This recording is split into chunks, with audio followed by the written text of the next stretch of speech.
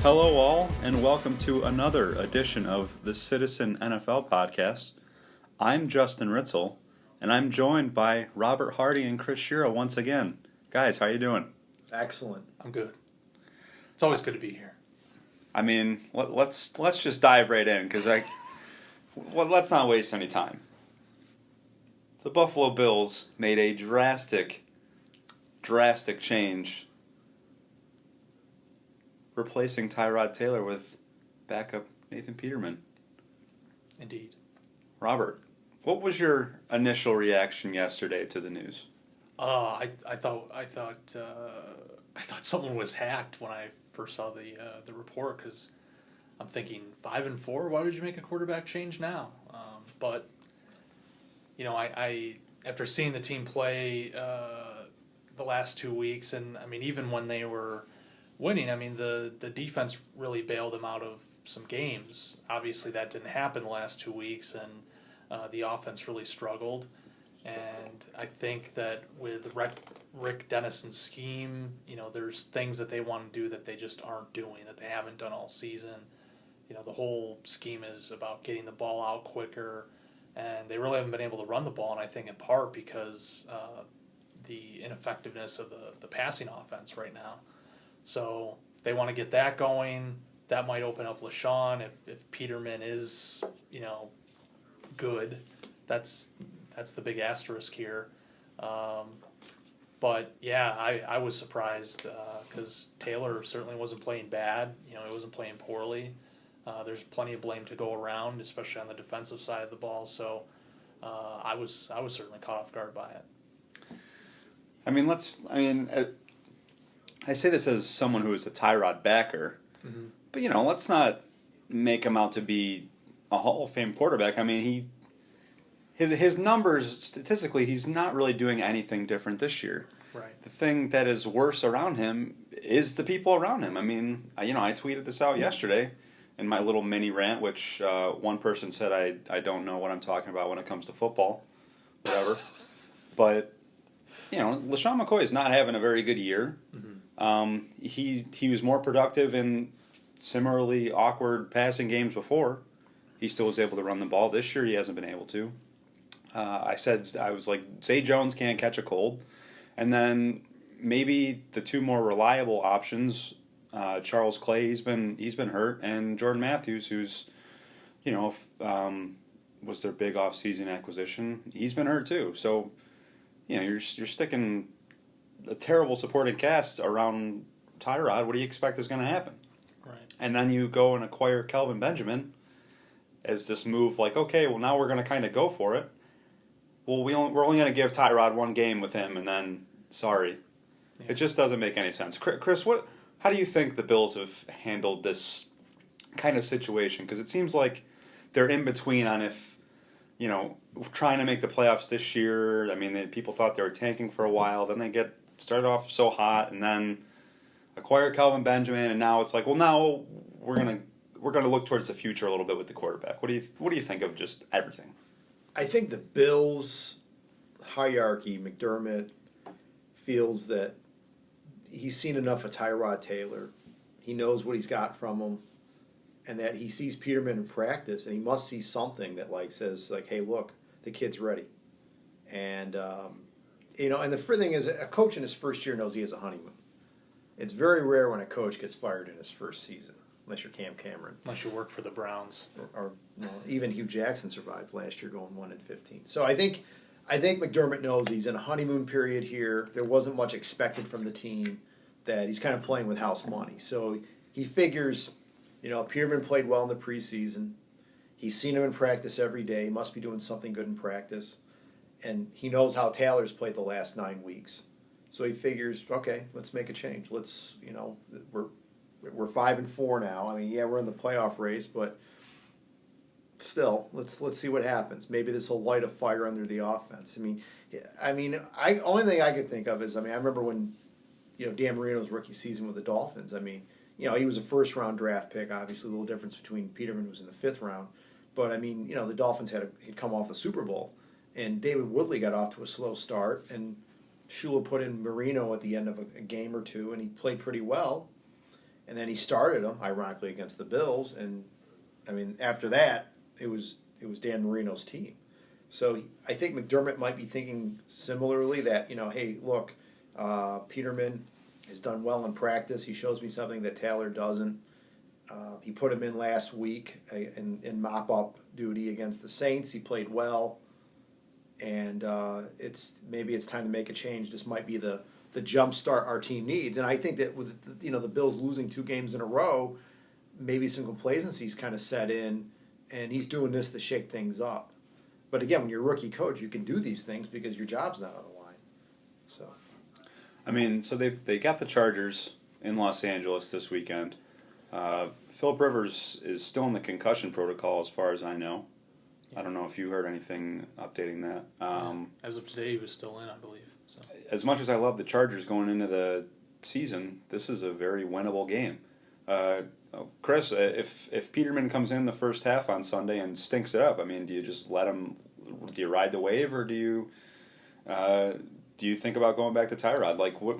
Depends how the game goes. I think if the game's a blowout, the Chargers play well offensively, and it's like 21-0 at the half, I think you stick with the kid. But if it's a close game and you got a chance to win, if it's like 7-0, maybe you put Taylor in. That's the thing. You can always change your mind.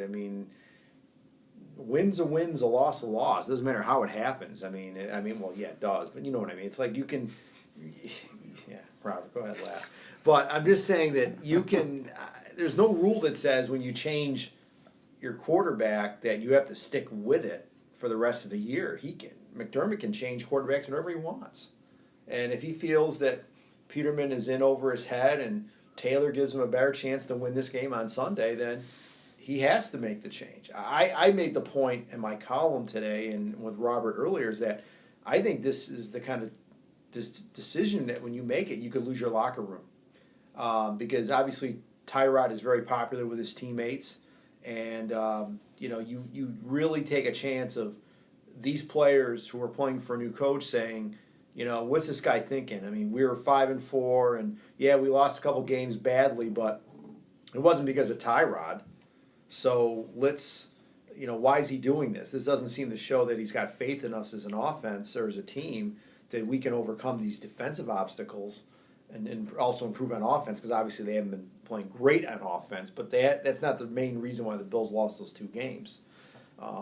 And some of those veterans might feel that McDermott maybe doesn't have their best interests at heart, and lackadaisical play and those things can happen when a veteran team tunes out its coach. So it'll be interesting to see how the Bills play defensively on Sunday. Because if they have any chance to beat the Chargers, they've got to play much better than they have the last 2 weeks. Why did the Bills have a curious history of making weird quarterback changes, Robert? I don't know. There, some people on Twitter were remembering back to the whole Flutie Rob Johnson situation, which ironically enough was the last time the Bills made the playoffs. I'm sure Chris remembers that. The infamous Flutie started, I believe, 15 games that year, and they decided to go with Rob Johnson for the playoff game. And oddly enough, they almost won that playoff game if it wasn't for the Music City Miracle. So, but yeah, the illegal forward pass. Yeah, right. I thought it was legal. Of course you did. Yeah. The referees looked at it, right? But yeah, the a couple things on this. One, I think Chris, the points about losing the locker room, I think that's valid. But I do think that based on what Peterman showed late last week, in garbage time, of course, was that he wants to get the ball out quicker, and that's been one of the problems with Tyrod. So that could, and I think too that, and I told Chris this earlier, that the Kelvin Benjamin trade, I wonder how much that factors into all this. The Bills bring him in. They now have Jordan Matthews, Zay Jones when he's healthy. So they have, and Zay Jones before he got hurt had his best game. He had 6 grabs against the Jets. So, so with those 3, and then you mix in Charles Clay, you mix in LaShawn McCoy. You've got a decent number of weapons there. The question is, will they be utilized? And that's where Taylor comes in and Peterman comes in.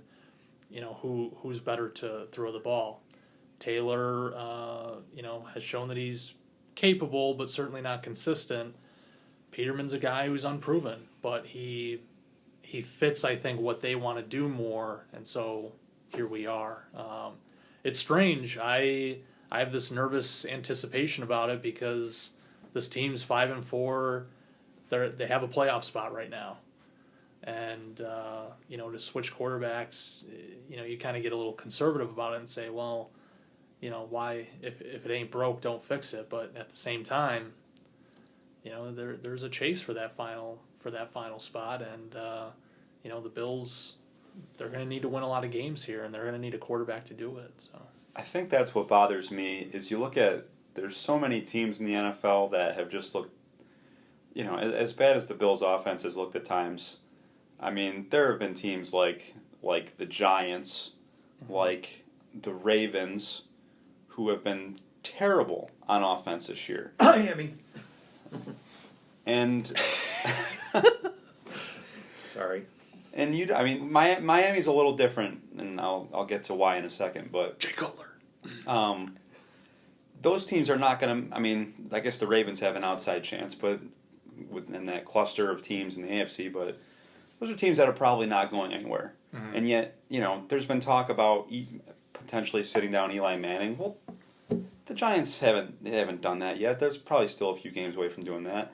There's been no talk about sitting down Joe Flacco, and as I was telling Chris yesterday, you could make an argument, he's been the worst starting quarterback in the NFL this year. Mm-hmm. His numbers are terrible. Their offense is terrible. And I'm not going to say they have a Steelers-esque, weapons there, but certainly he's dealing with at least the same caliber, if not a little better than the Bills, with Mike Wallace and Jeremy Maclin. So it just, I don't understand why is Tyrod Taylor the guy who gets benched when you see all these terrible quarterbacks around the league? Which brings me to my next point. And I'll ask both of you guys this. Does Tyrod ever start a game for the Buffalo Bills again? Because there are a lot of quarterback-needy teams out there. Well, you're talking about this season or next season? It's I think same thing. I think he will start another game for the Bills this season. After next season, though, I think he's gone. I think with the salary cap hit and everything and the contract, he will be gone.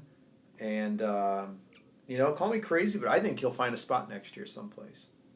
I think there was some team that will say, this guy's played relatively well, and we need somebody, so they'll sign him. But I think, you never know what's going to happen from game to game in the NFL. But I don't think he's done yet in the for the Bills. I think he's at least got 1 or 2 more starts left for Buffalo. We'll see what happens. Yeah, I think that there's a good chance after Sunday, if things don't go well with Peterman, that they'll go back to him. Because again, they insist that they want to win, and even if they lose on Sunday, there's a very good chance they'll still have the 6th and final playoff spot. So if Peterman stinks it up against the Chargers, do you really want him to go against the Chiefs, a much better team, a much better defense, on the road again? I don't think so. I think they'll go back to Tyrod. Going forward, I think this is Tyrod's last season for sure. The money that they can save by letting him go. I think then, 2018, either you go with Peterman in his second season, or you look to the draft, which seems to be what they've wanted to do all along. One thing that someone did mention is, if you were going to look to the future anyway, why waste the year with Tyrod and just keep the 10th pick in the draft this year and take either Mahomes, who was there, or Deshaun Watson? Hindsight's 20/20, but we've seen what Watson looked like before he got hurt. He's a pretty good quarterback. Let me ask you a question. So, let's say hypothetically, Peterman starts the rest of the year, and he's mediocre. He's not like really horrible, but he's not really great. And the Bills finish with a draft pick between, they're not going to be in the top 5, obviously, but maybe top 10, top 12. top 10, the top 15, around between 10 to 15, 10 to 17. Do you spend a first-round draft pick on a quarterback next year? Yeah. Even though the Bills have other holes that they might need. Well, right now they have 2 first-rounders. Yeah. So I think That's right, yeah. If they didn't have that, then maybe then you look at it and say, well, do we really take a quarterback now? And especially, it's a quarterback-rich draft, at least it's supposed to be next year, depending on their placement. You have 2 first-rounders. Maybe you can package that to move up and get the quarterback you want. Even if you don't, like as you alluded to, they do have other needs, so you can still find a quarterback while addressing the defensive line, the offensive line, things like that. So, I think that given the fact that Taylor is likely done with the Bills after this season, I have no doubt that they're going to draft a quarterback, and I would assume that it's going to be a high priority for them in the first round next year, 2018. Well, you got to figure that's the most obvious way it's going to go, because if Peterman is simply average, like Chris says, hypothetically, if he's just average, well, if you come back with him next year, then you really haven't improved on the situation from what you went into this year with Tyrod. Like, he needs to be great for them to not try and get another quarterback next year, don't you think? Yeah, I think that if he comes out and is like the second coming of Dak Prescott, Dak Prescott was a 5th-round pick last year. If he comes out there and, he wins games, he's efficient, gets the running game going, and, leads them to the playoffs, he's your guy to start 2018, and maybe then you take a step back and say, okay, quarterback doesn't have to be a first-round priority. Maybe we have our guy here. Or maybe it's not. Maybe they say, well, this was nice, but, look at what they did with Tyrod. 9 games in, he has a winning record, played okay, he wasn't terrible, but they said, let's go with Peterman. They could very well do that with him, too, and say, you led us to the playoffs, and, you looked good, but we want better. We want a top 10 quarterback. It's tough to judge, but if it's me, I say, if Peterman plays well, he's your guy going into 2018 and address other needs. So the second first-round pick they have next year is the Chiefs pick. Right. So you assume that's going to be in the 25-ish range. Right. Here's a hypothetical for you, because you don't have to acquire a quarterback by the draft. Right. What if the Bills say, hey, Washington professional football team, we'll flip you this number 25 pick for Kirk Cousins? I think you got to give 2 number 1 picks to get Cousins. I'm from the Redskins. If I'm letting him go, that's 2 first-round picks. You're talking about an established. I don't. But and I'm not going to say that you're not. Cousins, You're not getting Aaron Rodgers. You're getting Kirk Cousins. No, I give you that. But Kirk Cousins is a proven commodity. Look, has he been Aaron Rodgers? No, he has not. Has he been Tom Brady? No, he has not. But I would say that Kirk Cousins is one of the top 10 quarterbacks in the league, closer to 10 than 1, obviously. Okay, but I think he's. And again, you look at what weapons he has in Washington right now.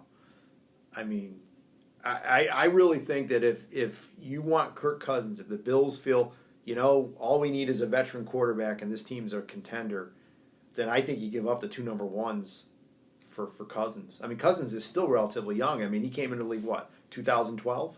So, he's still got he arguably could play another 10 years. I would give up 2 number 1s for your starting quarterback for the next 10 years, easily. Yeah, I don't think it'll require 2 number 1s. I think the Bills have 6 picks in the first 3 rounds, 2 in each round, the last I looked. You could easily package a first and a second. It also depends on Washington, if they if they say that they want to get anything in return for Cousins because he could easily walk and go to another team. So if they want to just get something in return, well, heck, there it is. So they don't need to keep his rights if they don't want. They can get a pick out of it. That's gravy for them. That situation is so goofy with the just constant franchise tags, and I mean, it's going to get to a point where we need to either we're going to pay this guy top dollar, which they are doing, or you just say we're going to cut our losses. Because I mean, every team that's going to try and acquire him, this is why I don't think the Bills would necessarily need to do 2 first-round picks, is because every team knows that the Redskins are kind of backed into a corner with him. Mm-hmm. So I think you may be able to lowball them to a certain extent. Chris, you wanted to talk some Jerry Jones. Yeah, Jerry. You have the floor. Jerry Jones, who's, were you a fan of the death stare between him and Arthur Blank during warm-ups? I didn't see it, so little awkward. Of course, Fox. Right. I think the game was on Fox. Yeah. They made sure they showed Arthur Blank out on the field and Jerry stalking in the background. Jerry, a blank stare. Am I right? Jerry thinks because he owns the Cowboys that he's above everybody else, and that he counts more, and that's not the case. I mean, look, Jerry Jones has done a lot for the NFL. He's helped them increase revenue, no doubt about it. Okay, I don't know if he's a Hall of Fame owner, but that's well, he is in the Hall of Fame. I know, but I'm just saying that even though he is in the Hall of Fame, I don't think necessarily he is a Hall of Fame owner. Thank you, Jimmy, for those players. And so, I heard that this was reported on ProFootballTalk.com that some of the owners were looking into the nuclear option, like stripping Jera of his ownership of the Cowboys, which would be a lot of fun because that would definitely go to court. I think that would be something that would make a lot of lawyers even richer than they already are.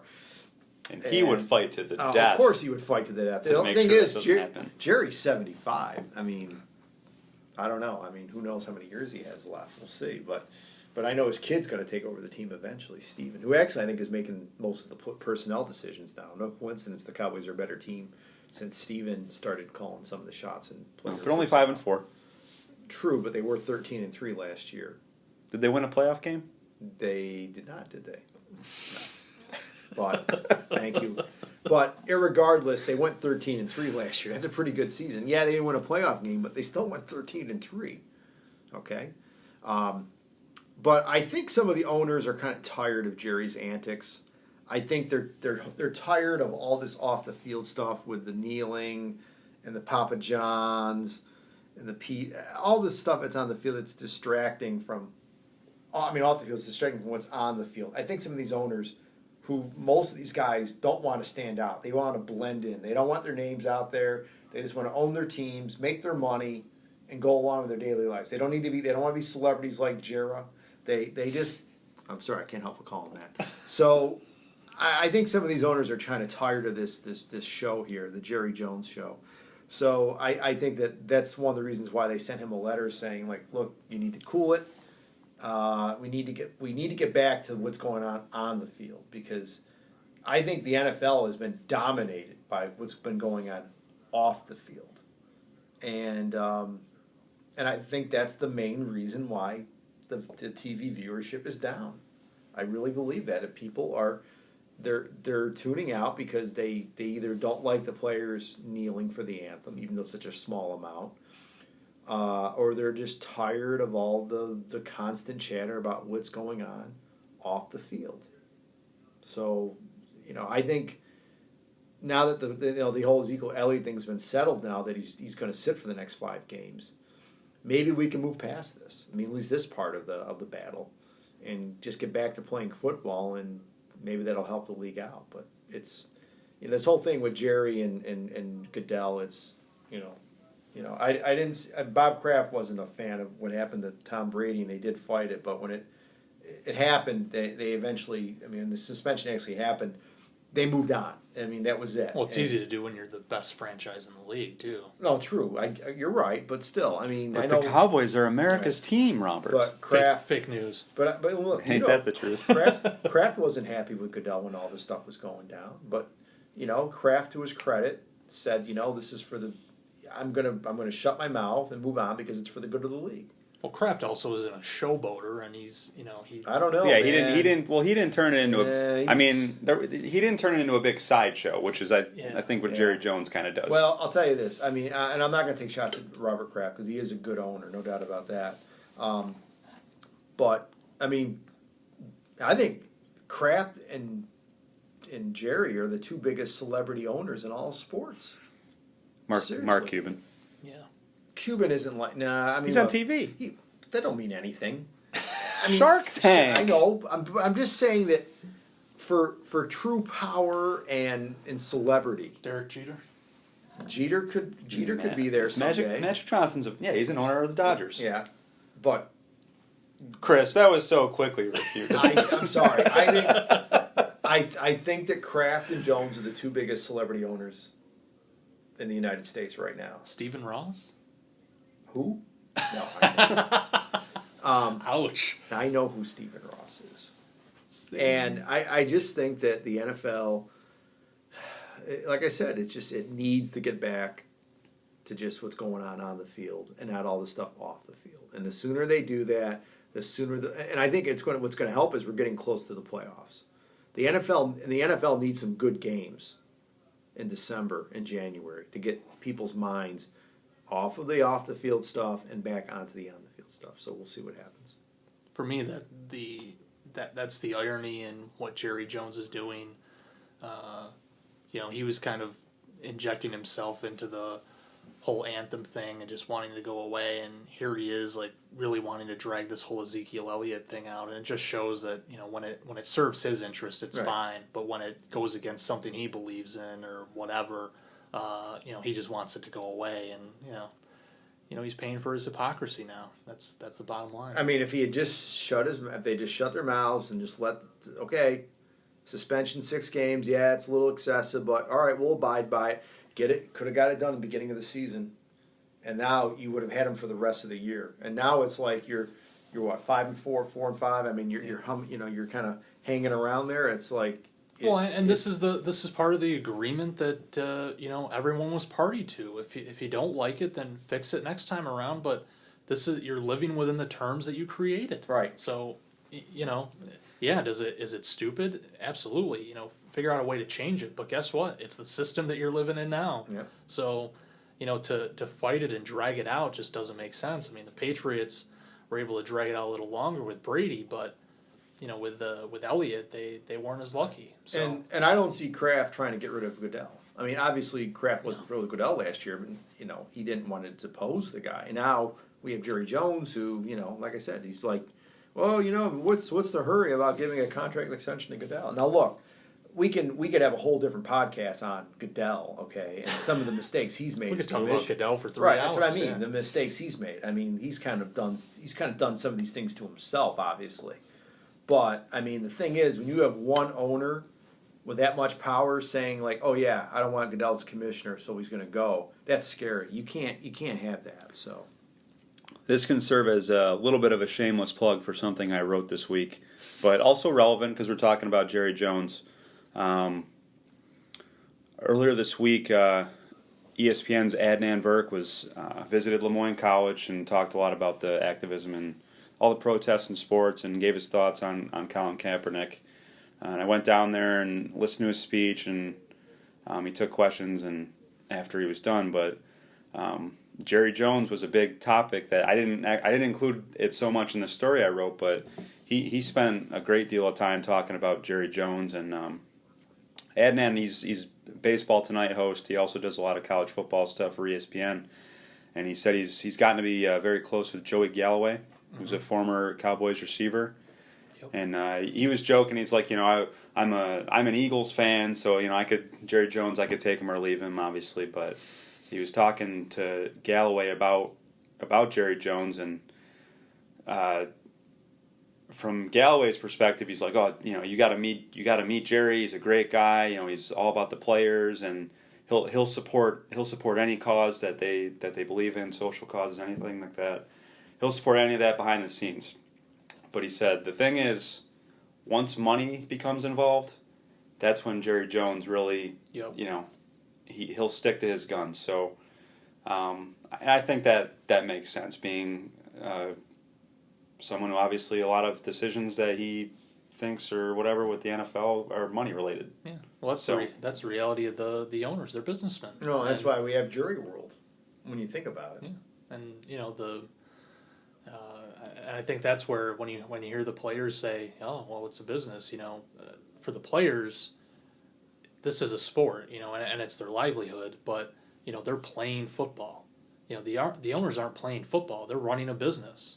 And it's about dollars and cents and everything else, and that's why they care so much for their own reasons about the anthem protests and public perception, and that's why Jerry cares about Ezekiel Elliott, because the Cowboys are a better team on the field, more marketable team on the field, etc.